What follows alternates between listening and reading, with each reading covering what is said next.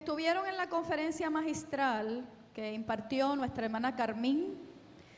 Ella mencionó a José, ella mencionó a David, ella mencionó de alguna manera a Elías, de una manera más amplia.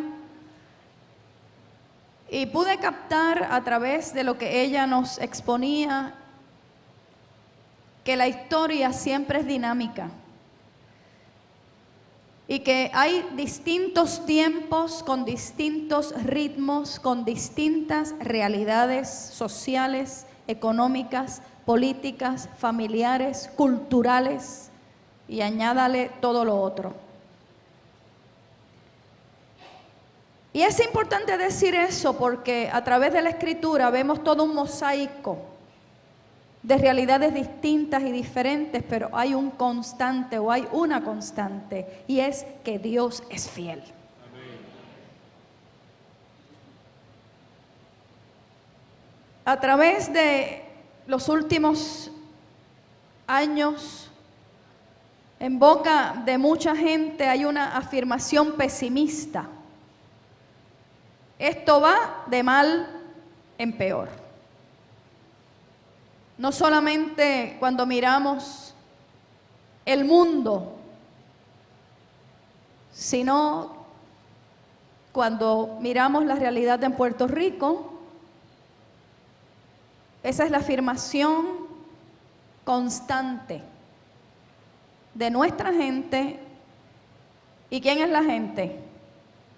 Nosotros y nosotras. Y también los cristianos y las cristianas.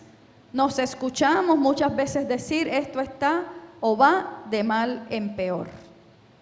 Pues miren, Habacuc no era distinto. Habacuc, el profeta, el libro también tiene solo 3 capítulos que con toda probabilidad vamos a ir con mucho detalle este jueves en la capacitación bíblica. Pero Habacuc comienza diciendo esto está malo y esto está de mal en peor. Y esto no me gusta nada, lo que estoy viendo, lo que estoy escuchando, no me gusta. Sin embargo, Habacuc no se queda en la queja, sino que vamos a ver otra vez en ese último momento del libro que se mueve de la queja a la confianza, de la queja a la alabanza. Y este tema de Habacuc no está lejos del tema del mes, una visión renovada en el Espíritu, ¿verdad? Una iglesia con una visión renovada en el Espíritu. Lo que pasa es, hermanos y hermanas, que la formación o la renovación espiritual muchas veces se da a través de la perplejidad y de la aflicción. Y cuando miramos el profeta Habacuc y otros, pero hoy nos toca situarnos ahí, vemos que Habacuc le está diciendo a Dios, esto no es justo. Lo que está pasando con nosotros no es justo, Dios. Y muchas veces exclamamos estas palabras en el curso de nuestra vida. No voy a preguntar cuántos de ustedes en algún recodo del camino han dicho, esto no es justo. Esto que me está pasando no es justo. Esto que le está pasando a mi familia no es justo. La expresión es especialmente dolorosa cuando la familia, cuando los amigos o las amigas, cuando los líderes que esperábamos que actuaran honorablemente para nuestro bienestar, traicionan nuestra confianza. Y nuestro sentido de traición se profundiza cuando los transgresores disfrutan del resultado de sus maldades. Y luchamos entonces para poder entender por qué Dios no le hace rendir cuentas más rápidamente. Todo eso está ocurriendo en el espíritu del profeta Habacuc y del pueblo de Dios. El profeta sufre por lo siguiente, porque están ocurriendo sucesos en su pueblo Judá que él entiende no son del todo justos. Número 2, Sufre porque los caldeos, que eran los enemigos, son los que están devastando al pueblo y Dios lo permite. Y lo permite y hasta llega a pensar Habacuc que Dios está aleccionando o juzgando a Judá y los instrumentos para eso son los caldeos. Qué cosa más grande, ¿ah? Número 3, sufre porque para colmo él tiene preguntas ante el Señor y esas preguntas que tiene Habacuc ante Dios no son contestadas por Dios como él espera que sean contestadas. Número 4, el profeta entonces se inquieta en demasía porque él se pregunta, ¿cómo deben vivir los fieles en una época de transición? Esa es la gran pregunta. Y es la pregunta para nosotros y nosotras, hermanos y hermanas. ¿Cómo debemos vivir en una época de transición? Porque si usted no se ha enterado todavía, estamos en tiempos de transición. No sueñe que las cosas van a ser igual que antes, porque no van a ser igual que antes. Renovación, cuando usted busca las definiciones, es el proceso de restauración a un estado anterior mejor o a un nuevo estado distinto al anterior. Ahora, si miramos el asunto de la renovación espiritual, se aplica a la vida de la persona porque usted es espíritu también. Amén. Usted es cuerpo, usted es psique, alma, mente y ¿qué más? Y espíritu. Según Dios es trino, usted también es trino. Así es que esa renovación espiritual se aplica a la vida de la persona, se aplica a la vida de la iglesia. No me gustaría dejar fuera el país. Debe aplicarse a la vida del país en el sentido de una nueva conciencia. Una nueva conciencia de poder. Una nueva conciencia de vitalidad espiritual. Una nueva conciencia de profundidad espiritual dentro de las circunstancias que nos han tocado. Dentro de las circunstancias que sean. Y esa nueva conciencia de vitalidad espiritual la imparte el Espíritu Santo de Dios. Por lo tanto, podemos partir de la experiencia de Habacuc, que muy bien tiene tangencia con la nuestra. El profeta está confundido. Y a mí me importa mucho hablar y predicar lo que estoy predicando, porque a veces pensamos que la gente de Dios no se confunde. A veces pensamos que la gente de Dios lo tiene todo clarito, clarito, clarito. Pues mire, el profeta estaba confundido. Estaba descorazonado. Estaba atribulado. Estaba viviendo momentos de suma dificultad. Porque en medio de las realidades del pueblo, el profeta era parte del pueblo. Y en medio de las realidades que nos toca a nosotros vivir, nosotros como cristianos, creyentes, somos parte del pueblo también. Y eso no lo podemos perder de vista. Así es que Habacuc estaba confundido con que Dios permita la opresión de su pueblo.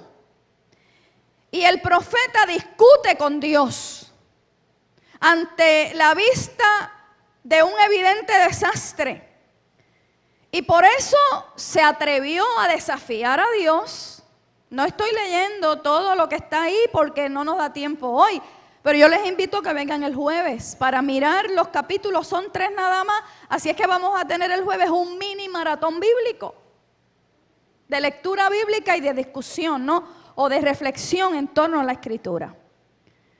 Así es que desafió a Dios, cuestionó a Dios, pero a la larga Dios le hace entender que cuando los caminos parecen confusos y las circunstancias pueden parecer desoladoras, los justos viven por fe. Por eso el versículo 4 del capítulo 2, que dice, y cito, y si usted lo quiere buscar, puede hacerlo. He aquí que aquel cuya alma no es recta se enorgullece, mas el justo por la fe vivirá. Quiere decir, hermanos y hermanas, que no debemos ponernos altaneras o altaneros, no debemos ser soberbios con Dios, llevamos las de perder. Tenemos que vivir en humildad y en humillación ante el Señor. Habacuc es un modelo del creyente que se presenta a Dios con las preguntas. ¿Cuántos han tenido preguntas para Dios? Con las dudas y con la confusión del momento que le ha tocado vivir. Y el Señor quiere tener conversaciones con nosotros y nosotras como las tuvo con Habacuc. Y yo creo que nos hace mucho bien ese ejercicio y disciplina espiritual. La fidelidad de Habacuc entonces no es por guardar la ley, sino su fidelidad a Dios y a su palabra es lo que domina en el libro ante una inminente crisis. Carmín definía en un sentido lo que es crisis. Y una de las definiciones que ella dio fue una situación dificultosa y complicada. A eso le añadió una situación de escasez, de carestía, un cambio brusco en el curso de una nación, en su economía, en su política, etcétera, etcétera, etcétera. Podemos añadir muchas otras cosas, pero en virtud de esta definición que ella nos compartió en la conferencia magistral, usted llegue a la conclusión si vivimos en una crisis o no la vivimos. Así es que tenemos que decir en esta mañana que no somos Habacuc y los tiempos son distintos, pero el elemento humano, el ser humano, es prácticamente igual ayer que hoy. El profeta observa que los líderes son corruptos. Y nadie se ofenda por lo que yo estoy predicando en esta mañana. Oféndase con la palabra del Señor. Y no estoy aquí haciendo alusiones político-partidistas. Pero el pueblo que no puede hacer las lecturas correctas, con los signos correctos, en los tiempos correctos, está abocado al fracaso. Tenemos que pedirle al Señor discernimiento cuando leemos la Escritura.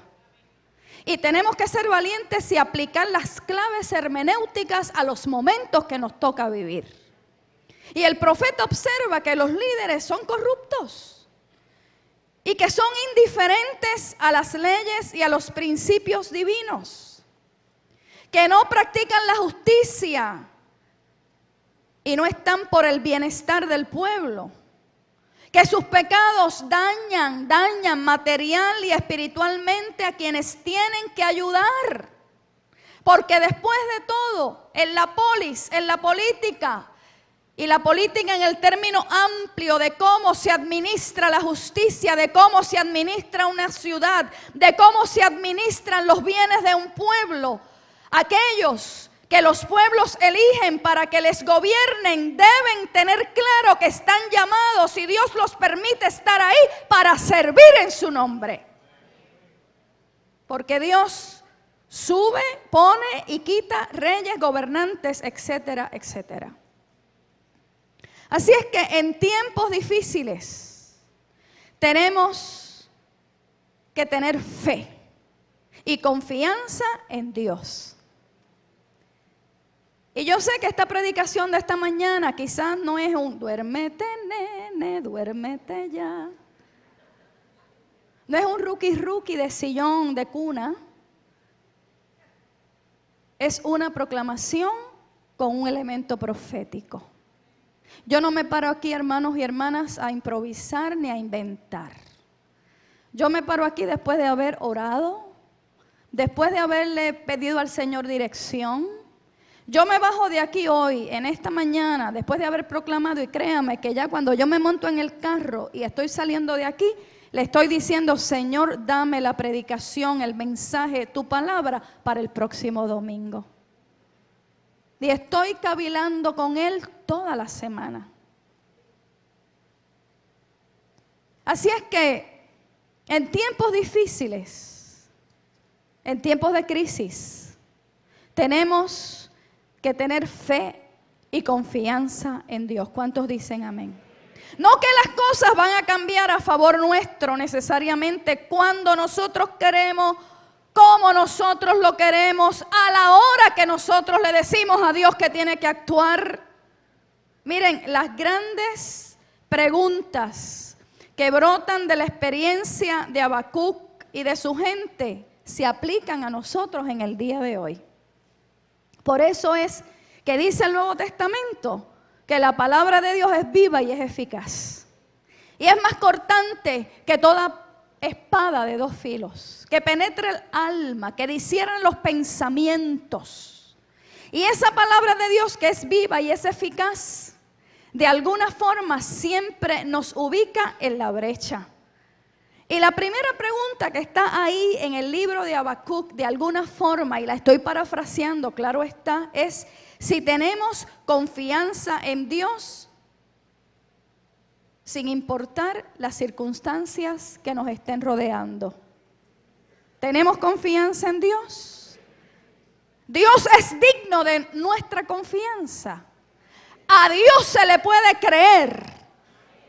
No solamente es que en Dios se pueda creer de que Él es creador, que Él formó los cielos, la tierra, el mar, todo lo que existe, sino que lo que Él ha dicho tiene cumplimiento. Número 2, segunda pregunta que surge y brota del texto de Habacuc es si debemos aferrarnos al amor de Dios, aunque creamos que lo que nos sucede no es del todo justo. Si aún en medio de esas realidades que te está tocando enfrentar, tú has decidido aferrarte al amor de Dios. Número 3, tercera pregunta. ¿Podremos decir como Habacuc que aunque todos nuestros recursos se vean mermados, afectados, con todo eso, no dejaremos de amar a Dios? No dejaremos de alabar su nombre. No dejaremos de congregarnos. No dejaremos de adorar a Dios y de buscar hacer su voluntad. ¿Podremos decir eso en esta mañana, iglesia? No hay duda que Habacuc estaba descorazonado, como les dije, y temeroso. Sin embargo, en medio de una situación deplorable para su momento histórico y para su nación, tuvo la fibra espiritual para poner por escrito una respuesta admirable, aunque la higuera no florezca, ni en las vides haya fruto. Usted se debe aprender ese fragmento poético, bíblico, en tiempos de gran crisis de memoria. Aunque la higuera no florezca, ni en las vides haya fruto, aunque falte el producto del olivo y los labrados no den mantenimiento y sean quitadas las vacas o el ganado de la majada, con todo ese desastre que de alguna manera ubica al pueblo en la escasez, en la desesperación, en la carestía, con todo eso yo me gozaré y me alegraré en el Dios de mi salvación. Así, aunque todas las cosechas se perdieran, y eso es triste. Escuchaba yo a un agricultor hace 2 o 3 semanas atrás casi llorar, porque después de mucho esfuerzo, de mucha esperanza, de mucha inversión de tiempo y de mucha inversión económica, veía casi su cosecha perecer. Y el profeta tiene la valentía de enfrentar esa realidad, no de huir y no de entrar en negación, de enfrentar esa realidad. Y así, aunque todas las cosechas se perdieran, todo el ganado pereciera, todo aquello de lo cual dependía fuera arruinado, Habacuc seguía confiando en el Señor. En Puerto Rico, muchas personas, muchas familias han perdido muchas cosas materiales importantes. Porque es fácil pararse aquí, hermano y hermana, y decir, no, lo material no es importante, hay que buscar las cosas de arriba, porque lo material se pierde, se pudre, se queda. Oiga, pero perder una casa es un bien material importante.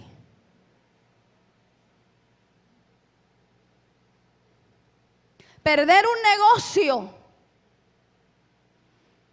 de donde depende su familia para comer, para vivir, para tener lo básico, perder un negocio e irse a la quiebra es una pérdida material importante. ¿Acaso no le pedimos al Señor que nos supla? ¿Acaso no le pedimos al Señor cuántas veces, Señor, dame una casa? ¿A cuántas familias, a cuántos matrimonios yo he escuchado y han venido a este altar diciendo, Señor, danos una casa, danos un techo? Una de las necesidades básicas del ser humano, en la pirámide esa de los estudiosos de la conducta, creo que es de Maslow, una de las necesidades básicas es tener un techo donde cobijarte para poder vivir en seguridad. Y en este país nuestro hay muchas personas que han perdido sus casas. Han perdido cosas materiales importantes. Casas, negocios. No sé cuánta gente en Puerto Rico se va a la quiebra mensualmente, pero son muchos, pero muchos. Hay gente que ha perdido sus carros. Pero eso no es importante, pastora. Que no es importante en un país donde la transportación masiva, iba a decir es una porquería, pero no lo voy a decir.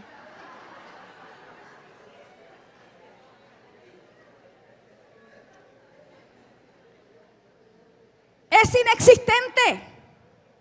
Mire, usted ve a los jóvenes hoy día que se consiguen un part-time o un trabajito y aunque no quieran, tienen que comprarse un carrito.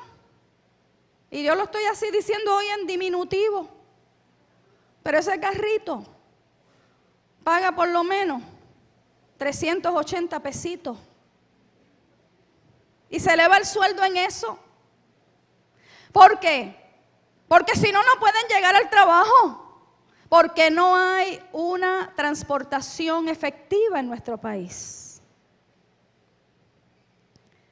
Así es que hay personas que sí, en este tiempo, en los últimos años, han perdido casas, negocios, carros, por decir cosas materiales que son importantes.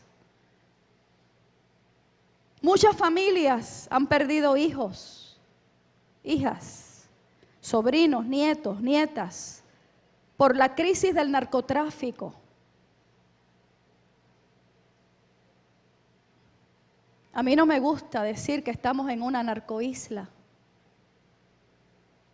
pero no puedo cerrar los ojos a esa realidad social.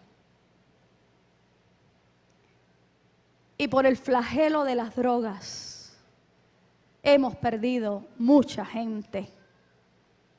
Gente hoy no tienen alimento como antes. No, pero si en Puerto Rico nadie se acuesta con hambre, que sepa usted. Yo como pastora sé de gente que no se acostará con el estómago pegado a la columna vertebral, pero si hacían 3 comidas, hoy hacen 2. En Puerto Rico hay gente que no tiene alimento como antes. Los servicios de salud no están accesibles como en otros tiempos. No hay trabajo para mucha gente. No, pastora, pero aquí hay trabajo, lo que pasa es que la gente es vaga. Lo que pasa es que hay generaciones en la ética de la dependencia. Eso es verdad, todo eso es verdad, pero aquí en este país hay jóvenes que se han preparado, que han estudiado, que ahora dice la gente que están overqualified. Y no encuentran trabajo para aquello por lo que estudiaron y empeñaron gran parte de su vida. Y los tenemos por ahí cerquita de nosotros están sentados. Hoy hay una clase obrera que sus pensiones se ven totalmente amenazadas para sus años de retiro y de jubilación. Si eso no trae pesar al alma, pues yo no sé de qué material alguna gente estará hecha. Pero cuando yo veo esas realidades en los distintos escenarios familiares y en los distintos familiares de la gente que una pastorea y de la gente nuestra, aunque una no las pastoree, a mí se me aprieta el alma y el corazón. Y me identifico con Habacuc. No vivimos en paz como quisiéramos. No vivimos en tranquilidad como quisiéramos en nuestras casas. Si yo pregunto aquí, ¿cuántos de ustedes tienen alarma? Muchos de ustedes han puesto alarma en sus casas. Y a mí me han dicho, ¿y tú no vas a poner alarma? Y yo lo sigo dejando y no pongo nada. No es que sea irresponsable, pero no he sentido esa urgencia de poner una alarma en mi casa. No estamos seguros en las calles. Pero usted va para Israel, pastora. Usted sabe que en Israel se camina por las calles en seguridad. Que Israel es un país en conflicto. Ese conflicto lo arrastran desde que es pueblo. Pero aquí nosotros, hermanos y hermanas, ahora celebramos porque la cifra de muertes por asesinato en Puerto Rico ha bajado a casi 800 personas. Alaba mi alma al Señor. Porque antes era 1,600, 1,500, 1,300 y este año vamos por 700 y pico, casi 800. ¡Eso es un gran logro! Eso es una desgracia. Eso es una tragedia nacional. Pero nos conformamos con eso porque ya no son tantos. Esto es una guerra civil sin declarar. Y usted y yo lo sabemos, pero no lo comentamos y no lo decimos porque imagínese, pastora, seguir hablando de lo mismo, pero tampoco lo podemos pasar por alto. Ahora estamos en el plan de racionamiento. Racionamiento del agua, recurso básico para la vida, en una isla, rodeada de agua por todas partes, en una isla que llueve, porque hay países donde pasan los años y no llueve. Y yo he estado y he visitado esos países. Pero ellos se las han ingeniado para sacar agua de los manantiales subterráneos. Y no llueve. Y aquí llueve. Pero yo no voy a decir más nada.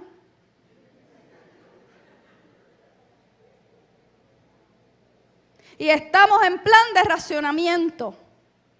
Ciertamente hay una sequía mundial. Ciertamente la autorregulación de la tierra ha cambiado. Ya la tierra no se puede recuperar como lo hacía antes, donde había una recuperación cuasi natural de la misma tierra. Porque nosotros, los humanos, hemos alterado esa autorregulación de la tierra con la mala mayordomía de la que predicaba, porque no fue conferencia magistral nada más, fue casi una predicación también de nuestra hermana Carmín. Así es que ahora estamos en ese plan de racionamiento del agua, estamos ante sequías, no solamente en Puerto Rico, sino mundiales. Dicen los que saben que las próximas guerras no será por el oro negro, no será por el petróleo, será por agua. Y estamos frente a la falta de responsabilidad de nuestros líderes. Con los recursos que les hemos mencionado, todos y todas, el Señor inspiraba a Ángeles Julia el jueves pasado y a Cintia en 2 oraciones del Espíritu. Y en esas oraciones de alguna manera se transpiraba la dosis de responsabilidad que todos y todas tenemos en esta hora. No solamente los líderes políticos. Hermanos y hermanas, tenemos que arrepentirnos. Tenemos que hacer una oración de arrepentimiento y confesar nuestros pecados individuales y nuestros pecados colectivos. Y hacer mejor uso de los recursos que la naturaleza nos ha dado, que Dios nos ha dado. ¿Cuántos dicen amén? Entonces, he dejado muchas cosas fuera.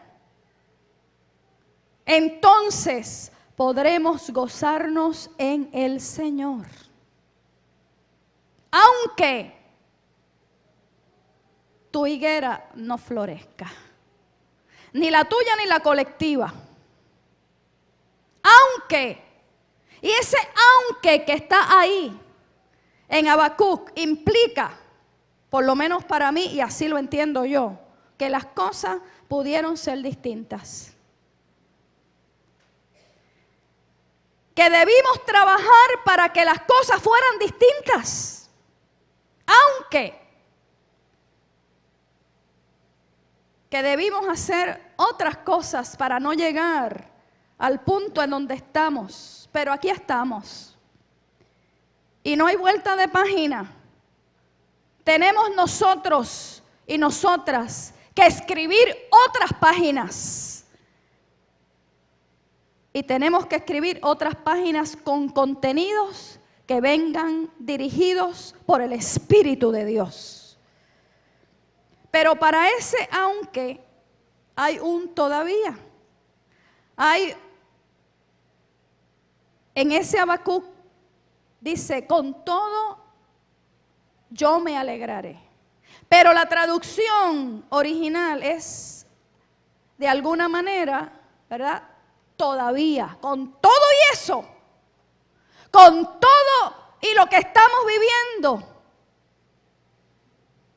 que no hemos tocado fondo, con todo lo mal que me pueden ir las cosas, con todo eso, todavía, ese adverbio, todavía, aún, adverbio de tiempo.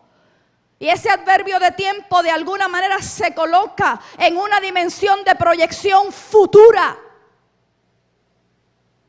donde el Señor hará su provisión. Las decepciones, las frustraciones en la vida son inevitables. Pero el desánimo o el desaliento es nuestra elección. Y Habacuc decidió no optar permanentemente por el desánimo, ni por la desesperanza, ni por el desaliento.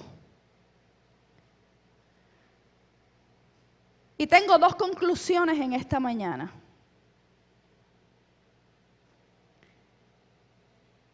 Se debe tener una visión renovada, pero no para volver a las cosas o a las costumbres como las vivíamos antes necesariamente, sino para renovar nuestro entendimiento ante una nueva realidad. A veces pensamos que renovación es volver a lo que éramos, a lo que teníamos antes porque era mejor, porque era más abundante, porque era de mejor calidad comparado con lo que tengo ahora. Sin embargo, la renovación puede ser a la inversa. Es hacer las transiciones espirituales. Es realizar las transiciones emocionales. Cambia tu manera de pensar, dice Romanos, para que cambie tu manera de vivir. Y a veces nos quedamos pegados en el pasado. Y empezamos a decir, no, todo tiempo pasado fue mejor. Todo tiempo pasado fue mejor. Cuando aquel gobernaba, qué bien nos iban las cosas. Cuando aquella persona estaba junto a mí, qué bien me iba la vida. Y nos perdemos de las oportunidades que Dios nos está dando para ver que en el presente Él está haciendo provisión. Y Él está afirmando su amor. Y Él está afirmando su presencia y su promesa. Así que tenemos que hacer las transiciones espirituales, emocionales y físicas a tiempos nuevos. No piensen que este asunto de la sequía, aunque yo ahorita dije las notas al calce, va a cambiar mucho. Les estoy diciendo que los próximos años sobre el globo terráqueo habrán periodos de sequías más largos y prolongados. Entonces usted tiene que meterse aquí en el disco duro y en el disco duro del alma y del corazón, que el agua es un recurso que no es eterno y se puede agotar. Entonces, si usted antes fregaba y dejaba la pluma correr, y correr, ahora usted ¿qué va a hacer? Los grandes ajustes, no para este racionamiento, esto es para muchos años más. Y todos los ajustes que tenemos que hacer en tantas otras cosas. Tiempos nuevos, que por ser nuevos, no necesariamente serán mejores o peores, serán distintos. Serán distintos. Tiempos que exigen de nosotros más madurez. ¿Cuántos dicen amén? Más madurez. Tiempos que exigen de nosotros más valentía. ¿Cuántos dicen amén? ¿Dónde están los valientes aquí? Ay, amén. No me queda más remedio, pastora. Amén. ¿Dónde están los valientes aquí? Amén. Ante grandes crisis, Dios necesita un pueblo valiente. Y a través de la historia, esa ha sido una marca en el pueblo de Dios. Tiempos de mayor asertividad. ¿Para qué le pedimos a Dios sabiduría? ¿Para qué, hermanos y hermanas? Cuando usted le dice al Señor, Señor, dame sabiduría. Yo pienso que no es para irse a Plaza de las Américas, ni al Mall of San Juan, para decir, ¿cuál traje voy a escoger? Necesito tu sabiduría, Dios, para coger este que tiene unos prints tremendos, o este que es un color sobrio. Hermano, la sabiduría que le pedimos al Señor es para tomar las decisiones maduras, valientes, acertadas en las grandes encrucijadas en que tu personal, familiar o como iglesia o país nos podemos encontrar. ¿Cuántos dicen amén? Tiempos que precisan de nosotros profundidad espiritual.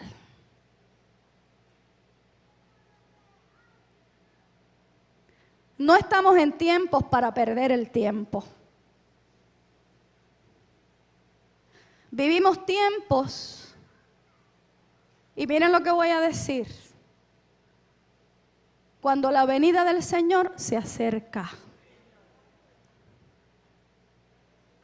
Y Dios viene de muchas formas y maneras. Yo pienso y creo firmemente que el que creó los cielos, la tierra, el que creó lo que no existía, el increado, porque estamos ante el gran misterio de quién creó a Dios. Eso yo me lo preguntaba a los 12 años. Y fregando a los 12 años, porque en mi casa habían listas de, tú sabes, esta semana Maritza friega, la semana que viene friega Lisset, la otra semana friega Mayra, esta semana Maritza lava los baños. Tú sabes, así era la cosa, que yo lo agradezco en el corazón. Y yo así fregando, yo me acuerdo de eso, ¿sabes? Y a mí como que se me formaba un revolú.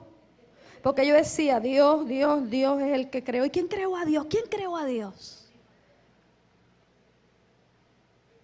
El increado. El que no fue creado por nadie ni por nada, porque es Dios. Los grandes misterios.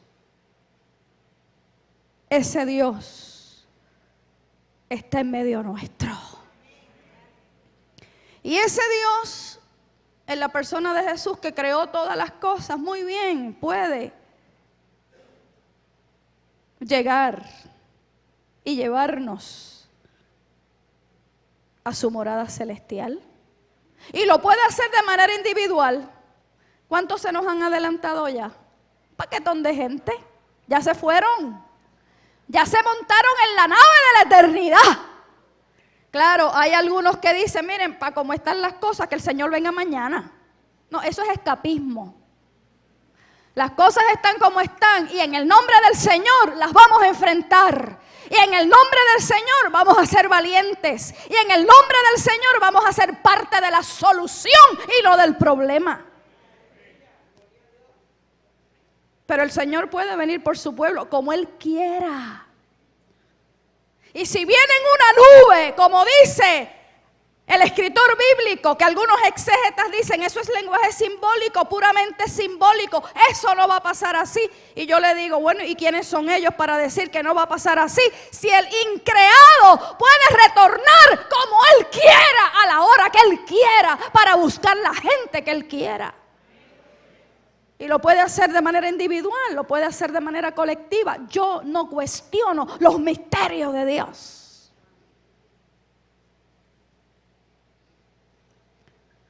Hay que profundizar en esa vida espiritual. No es tiempo para perder el tiempo. Y hay que profundizar en esa vida espiritual porque los tiempos no son buenos. Porque el tiempo avanza. Porque los tiempos se acortan. Y hacerlo con un espíritu acrisolado, maduro, en oración, en meditación. Quizá tengamos que guardar más silencio, no hablar tanto para escuchar la voz de Dios. Momentos de compromisos consistentes con Dios, de compromisos consistentes con su obra, con su iglesia. Y la iglesia está aquí en estas paredes, pero mucho más allá de estas paredes también hay iglesia y se hace iglesia. Tiempos que precisan de un sentido de comunidad, dentro de la comunidad de fe obviamente, pero fuera de la comunidad de fe, de tomar la acción correspondiente, miren hermanos y hermanas, de estar a la altura de las circunstancias. Mi segunda conclusión entonces es: debe haber un lugar para el todavía, para el aún. La conclusión de Habacuc, porque es esa parte última la que leímos hoy, es como una cadencia, ¿no?, de duelo, de pérdidas. No higos. Pues aquí no comemos higo, pero comemos plátano. Y del plátano sacamos los tostones, y el plátano hervido, y el mofongo, relleno o sin rellenar. Aunque no haya plátanos, aunque no haya papaya, aunque no haya arroz y granos, aunque no haya huevos, leche, pan. Esto no es cosa liviana, lo que el profeta está diciendo. Han tenido pérdidas. Y si no las han tenido, están a las puertas de un miedo porque puede que no las tengan. Pero el profeta no permitió que fuera esa realidad o potencial realidad lo que determinara su espíritu y su mente. Y una palabra encabeza un giro total de la ansiedad a la paz, de la ansiedad a la confianza. Todavía, aún con todo y eso, yo me alegraré en el Dios de mi salvación. Yo te invito en esta mañana, y vamos ya a pasar a la mesa, a que tú puedas hacer un listado. No lo vas a hacer ahora, pero yo quisiera que antes de que tú fueras a tu lecho en esta noche, tú hagas un listado de las cosas tangibles e intangibles que las has sufrido como pérdidas materiales, pero también esas intangibles que no se ven tan a simple vista. A veces pérdidas en tu salud, pérdida en tus fuerzas. Ya no tienes las mismas fuerzas de antes. Pérdidas en tu autonomía, ya no eres tan independiente como antes. Pérdida en todos esos renglones de cosas materiales importantes que mencionamos hace un ratito. Y si voy a ser fiel al libro de Habacuc, haz un listado de aquellas cosas que puedes perder. que potencialmente pueden estar en ese rumbo o en esa ruta de pérdida. Pero yo te voy a pedir algo de favor. En ese listado, bien grande, tú vas a añadir la palabra todavía. Tú vas a poner la palabra aún. Con todo y eso, con todo lo que he perdido, con todo lo que potencialmente puedo perder, y tú vas a nombrarlo, con todo y esa realidad, yo me gozaré, yo adoraré, yo seré fiel, yo me congregaré y yo adoraré el Dios de mi salvación. ¡Aleluya! Es el lenguaje del corazón, es el lenguaje de la fe, es la provisión de Dios en cualquier circunstancia. En toda circunstancia y en toda situación. Yo te invito a estar en pie. Y yo te invito a abrir tu Biblia en esta hora. Y yo te invito a volver a esa palabra poderosa de mucho realismo en Habacuc 3, 16 al 19. Pero quisiera entonces que nos ubicáramos mejor en el versículo 17 y 18. Haciendo la salvedad que el encabezamiento del 18 puede ser todavía, aún. Esa es la versión original. Que en la Reina Valera y en otra dice con todo y eso. Si estamos listos y listas, así terminamos esta predicación y llegaremos a la mesa del Señor. Aunque la higuera no florezca, ni en las vides haya fruto, aunque falte el producto del olivo y los labrados no den mantenimiento, aunque las ovejas sean quitadas de la majada y no haya vacas en los corrales, todavía, con todo, aún yo me alegraré en Jehová. Me gozaré en el Dios de mi salvación. Jehová el Señor es mi fortaleza. Otra vez, Jehová el Señor es mi fortaleza. Él me da pies como de ciervas y en mis alturas